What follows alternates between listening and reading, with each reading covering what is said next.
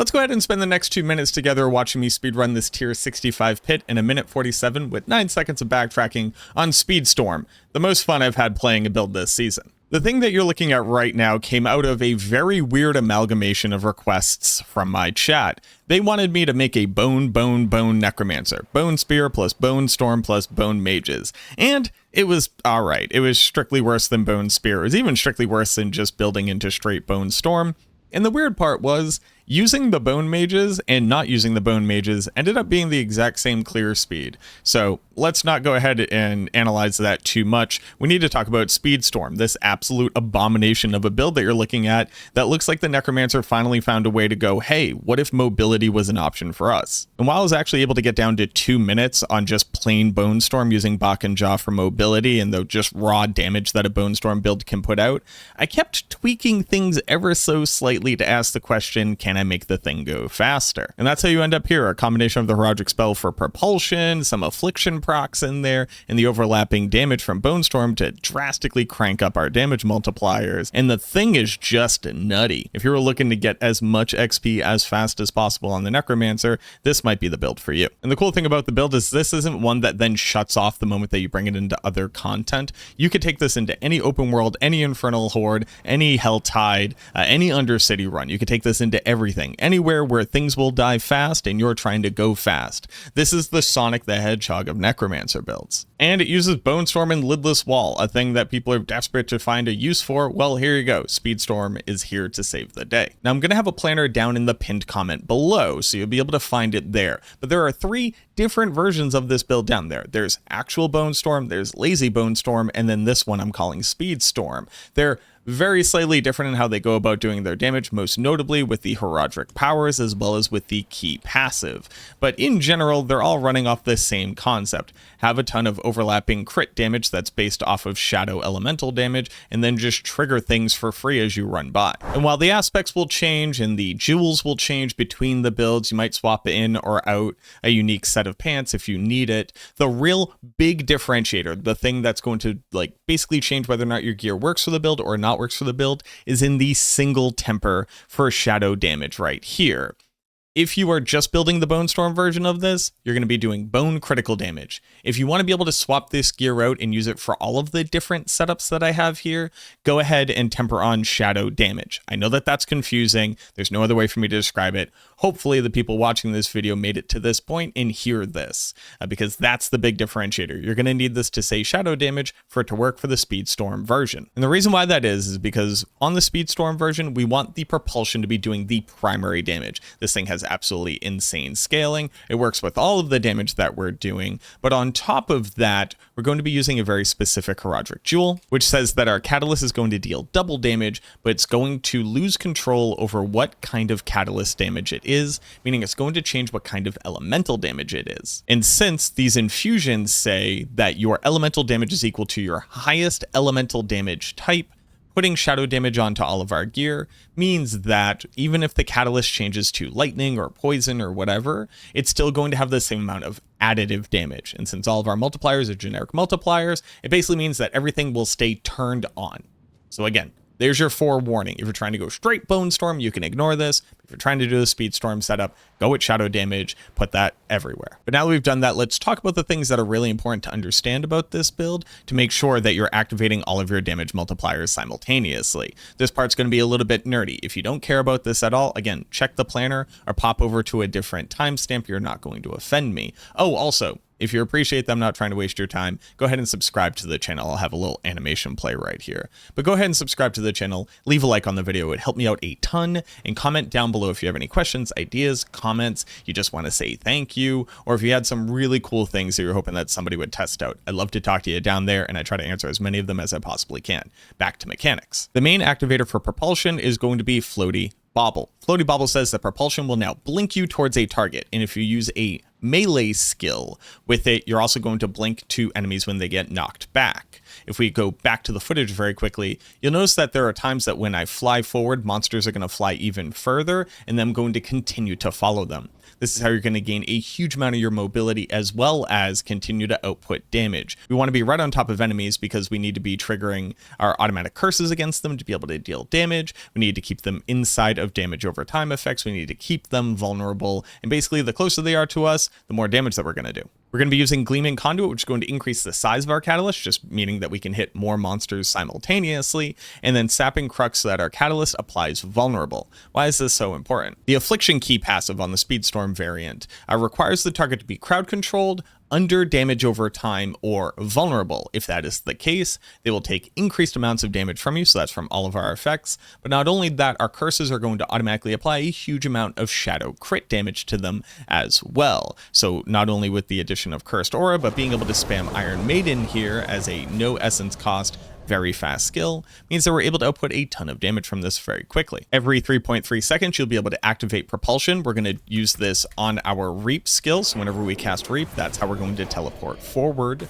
It's going to bring us into range. It's going to make it so that our Shadow Bone Storm will be overlapping and dealing damage over time to them, activating Affliction. It's also just going to be doing a metric ton of crit damage as well.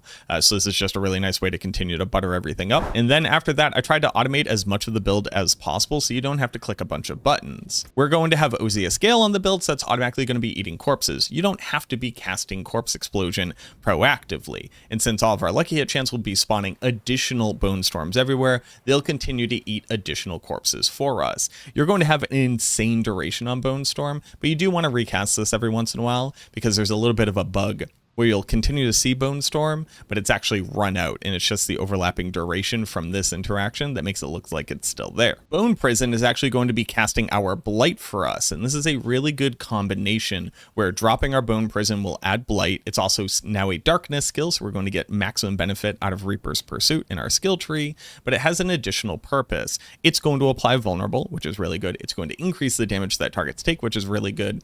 But we're also looking to keep everything grouped up here with Igni Cry. Igni Cry says whenever you use a non-basic skill, you're going to cast Cry, which is Spiritborn's Vortex. So you'll see you're going to have this huge pull-in effect. So your Bone Prison is going to drop your Blight. It's going to pull enemies inside of it, apply a huge damage multiplier, vulnerable, and dot to be able to trigger Affliction. So now you don't even have to worry about using things like Corpse Tendrils on this build. Again, I tried to automate as much of it as I could. And then everything else on the build is just meant to further increase your damage or further automate things. So obviously Era Perdition and Shroud of Fall's Death are absolutely insane. For the gloves, this is where we're putting Ozia Scale, but you just want generally good stats, a bunch of attack speed so that you can continue to cast Reap as fast as possible. Blood Moon Breaches, when a target is cursed, they're going to take increased crit damage. Remember that Bak Jaw is required to be able to teleport. This is actually massive for mobility. You'll basically teleport in. That will move you far enough to be able to trigger your teleport. Then you'll teleport to the next pack. You're going to continue to dash forward with your Reap and then teleport again. It's really, really satisfying. The boots are where you're actually going to fix your armor on the build, so don't forget about that. You're going to put armor here. If you're doing the Bone Storm version, this is going to be Path of Trag'Oul, which also helps to make Bone Prison just a lot easier to use and adds a huge amount of damage to Bone Storm. So remember to swap those two out. This is where you're going to put Cursed Aura to automate your curse application. For the weapon, here's where I'm currently putting Plunging Darkness. On the regular Bone Storm build, that's going to be Grasping Veins. But because we're not using Cax Rune very specifically, we actually don't need Lucky Hit chance to be able to restore resource. On the other versions of the build, you're going to see that there. But on the SpeedStorm build, we just want more damage. So more crit damage here is really nice. I wish I tempered on shadow damage, but sadly, I don't have any more temper rolls on this. And then Bone Storm deals double damage. Now, technically speaking, on the SpeedStorm build, the Bone Storm itself isn't carrying a huge amount of the damage, so you'd actually want this to be Titan's Fall, but considering you're going to be swapping this out between builds, just go ahead and put this on here so you don't accidentally mess up your really good sword in any way. For the amulet, you have a couple different options here. You can go with Evulsion, you can go with Compound Fracture, you can go with Terror. Any of those would really work here. Again, I missed out. I got vulnerable damage instead of shadow damage. And then here's where we're putting Sacrificial. The build is doing shadow damage, so we get Reapers. It's doing vulnerable damage, so we get our Cold Mages, and it's doing crit damage with our Iron Golem. So Sacrificial ends up being an insanely huge damage multiplier here, and then you're going to put in Scornful Light for the Jewel for more elemental damage. Both of the rings want to be very similar, but you do want to have Lucky Hit chance to be able to apply vulnerable. This also automates a bit of the vulnerable applications, so you're never missing out on multipliers. And then in there, you're going to be putting Damned. We're automatically cursing. We're doing shadow damage. That's huge. And then we're going to put Idle from below for the core stats and for the maximum life in the unhindered, which is really good for mobility. And then a similar rank on the second one, you do want attack speed. And then here's where we're putting ultimate shadow. You might be asking, why not something like Decaying Humorous, which is also giving you shadow damage on Bone Storm, but is also giving you a damage multiplier. Well, Ultimate Shadow changes Bone Storm to a darkness skill, which is required for it to be able to benefit from Gloom. Without that, it actually doesn't work. Gloom is bugged right now. And remember that the last jewel that we're going to be putting in is Catalyst Deal double damage. And then obviously Lidless Wall. Lidless Wall is just really good for the base build, but each individual Bone Storm that you summon grants you another 20% damage multiplier. So it's not just 100% damage multi by having 5 out, it's actually a 1.2 to the 5th. So it's a huge, huge damage multiplier. You actually don't care about Bone Storm duration at all. You have infinite Bone Storms. You literally don't have to care about that. And also cooldown reduction. That also just doesn't matter. You have infinite Bone Storms, but obviously Bone Skills is really good and chance to deal double damage. You want to get up to 100% between your two gear pieces. The Paragon is actually the exact same between the two builds except for a single glyph. On the board for Flesh Eater here, instead of running Gravekeeper as in the base, we're actually going to be running Control. We kill monsters before they go unstoppable. So Control says 20% damage multiplier and a 14% damage multiplier when it's all the way leveled up, and then like 400 additive damage. This thing is absolutely nutty. And when you're speed farming, you kill everything before it goes unstoppable, so you get 100% bonus out of this. Just walking over targets and applying Decrepify for free from Cursed Aura applies slow, meaning they are instantaneously crowd controlled. There you go. I also tried to make this a super fast build guide just so I wouldn't waste any of your time, but I figured that if you're looking for a speed farm build guide, you're probably looking for a speed farm build guide review video. So again, if you managed to appreciate that, and if you made it this far, consider subscribing to the channel. I'd love to have you here. Leave a like, leave a comment down below. Let me know what you think about the build. I know a lot of people have been doing a bunch of different speed farms. Otter has their Affliction speed farm for tier 55. Even like Bone Mages can do like tier 70, tier 75 pretty quickly in like 2 to 3 minutes. But I really like this one. It feels really clean. It feels very good to play. I love the idea of using Lidless Wall on it. I just like that Bone Storm is on a build and it feels like it's contributing something meaningful. And then again, bringing this out to anywhere in the open world, you don't have to worry about really any of the nonsense with Affliction or whatever. You just build straight into Bone Storm and the thing absolutely crushes stuff. And that's going to do pretty decently well in the pit. If you wanted to do somewhere around like 85 in a decent amount of time, Bone Storm will do really well for you. That's enough of me yapping. Thank you so much for watching this video. I truly, truly hope that it helps. And I look forward to seeing you in the next one.